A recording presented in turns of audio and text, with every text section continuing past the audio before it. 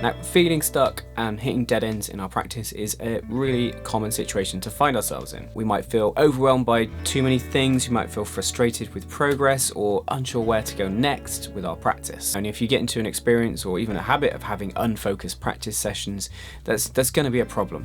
And it's important for you to be able to solve these problems when you hit them.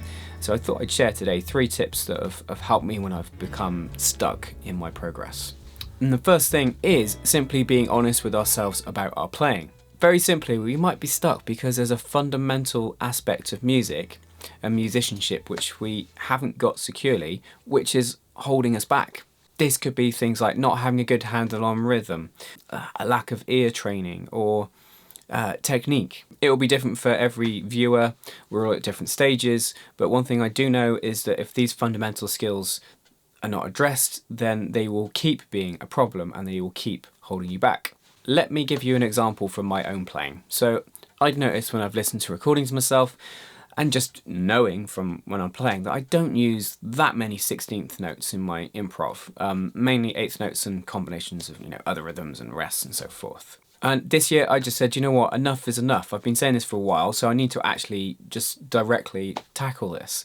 And so for 15 to 20 minutes of every practice session now, I work on using 16th notes in my single note lines. And I feel so much better for it, for finally tackling this, and I'm starting to see them in my improvising more too now. And it's obvious, but if you keep doing more of the same, you just get more of the same. So being honest with ourselves about what we're missing and then trying to tackle those things head on could be one way to come unstuck. For a lot of us, it will often be those things we avoid that we actually really need to work on. And sometimes those things we need are not within our strengths, so they're really not that appealing. Second thing I'd like to talk about is limitations. This is a good creative thing to do when we become stuck. And that's imposing deliberate limitations on what we're doing and what we're practicing. And here's some that I regularly use. And I'll put these on the screen for you. Soloing on one string. This forces you to think so differently, and I think it helps us see and maybe hear those intervals more. Limit yourself to certain intervals. I like limiting myself, say, to, I don't know, 1, 2, 3, and 5 on each chord. You could just limit yourself to 2 intervals on each chord. Limit yourself to 1 position on the guitar. This is really great if you're really trying to learn the guitar fretboard and the notes and so forth. Limit yourself to the material you cover. For instance, I'm only going to work on this standard until I've got it. Limit yourself by sticking to a routine and not being tempted by spreading yourself too thinly. Using a timer. Another limitation could be rhythm, like I'm going to try and improvise over this tune, but I'm only going to do it in triplets, or I'm going to come in on the and of each bar. Those are all things I do, some day to day in my practice, some less frequently. The timer thing I find really helpful, just keeping me focused. Those limitations for me are either about helping us focus so we don't feel so overwhelmed by trying loads of things, like I said, just working on a small amount of repertoire, maybe just one song. The others are kind of more creative things, like that idea of, right, I'm going to try and play over this standard, like I said, with just the intervals of 1, 2, 3, 5. And I've got to be, going to have to be creative if I'm going to make that work, because, I'm really limiting what I can use. And going back to that soloing on one string, sometimes as a jazz musician, you happen to find yourself in a situation where you're very much background music. And in those situations, sometimes you can have a bit of fun. And one of the things I very occasionally do is, right, first tune of a set and say, right, first solo, you get 1 string for the first chorus. For the second chorus, you get 2 strings. The next chorus, you get 3, and so forth. And it's just a bit of fun. Yeah, the audience doesn't know any different because it kind of, you're still making music, still playing music, but it just makes it fun and engaging for you. My third and final point today about getting over becoming stuck in our practice is developing one habit that will help us up our game. Becoming a better musician comes down to good practice habits. This is so important if you don't have much time to practice too. How long you practice, what you practice, and how you practice, which is the most important of those 3 things there. For me, it's the third one, because it doesn't matter how long you practice for.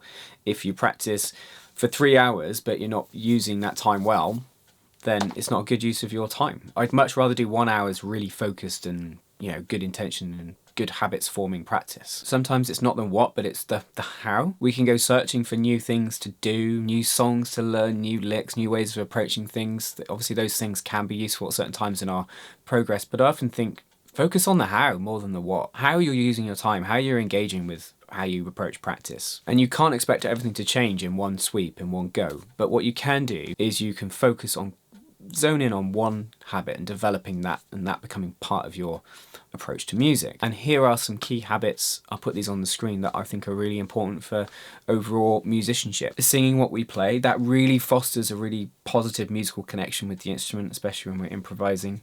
Makes us think more in sound than finger positions and frets. Counting, always counting ourselves in so we feel that beat. Feeling the fret, so making sure you've got good placement of your fingers so you get the best possible tone and you can feel where you are. And then also pressure. That last one there, or last two, sorry, are kind of technique based, but I think they're really important habits because they shape overall how we play and how we sound. So by being close to the fret and having the right amount of pressure, the notes sound at their best. They don't sound out of tune. If you push too hardly on the guitar, the notes will go out of tune. Very simple. If you don't get close to the fret, the notes might sound dull, they might sound buzzy.